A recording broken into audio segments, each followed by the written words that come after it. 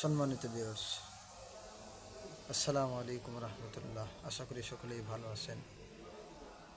আজকে একটা বিষয় নিয়ে কথা বলবো, খুব আশ্চর্যজনক। আমরা মসজিদ মাদ্রাসাতে যারা চাকরি করি, কেউ মসজিদ নিয়ে আসে, কেউ মাদ্রাসা নিয়ে আসে,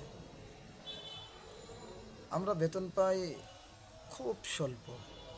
আলহামদুলিল্লাহ, সংসার চলে, যেভাবেই হোক আল্লাহ পাক সংসার চালিয়ে নেয়। কিছুক্ষণ আগে একটা ভিডিও দেখতেছিলাম, তো এক ডাক্তার বলতেছে যে বেতন হলো 25,000 টাকা। নার্স, উনি 25,000 টাকা দিয়ে সংসার চালাইতে উনি হিমশিম খাচ্ছে।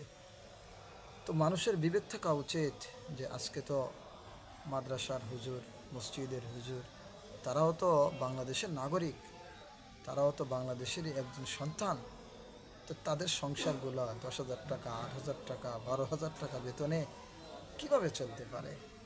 এটা মানুষ হিসেবে আমার, আপনার, জাতির কাছে, সকলের কাছে আমার একটা প্রশ্ন রইল যে কিভাবে আমরা চলতে পারি। তো তারা যদি 25,000 টাকা, 30,000 টাকা, 40,000 টাকা বেতন নিয়ে সংসার সংসার তাদের না চলে, তো আমাদের সংসার কিভাবে চলে? সকলেই কমেন্টসে উত্তর দিবেন। আশা করি সকলের কাছে এই ভিডিওটা ভালো লাগবে, এবং ভিডিওটা ভালো লাগলে চ্যানেলটা সাবস্ক্রাইব করবেন।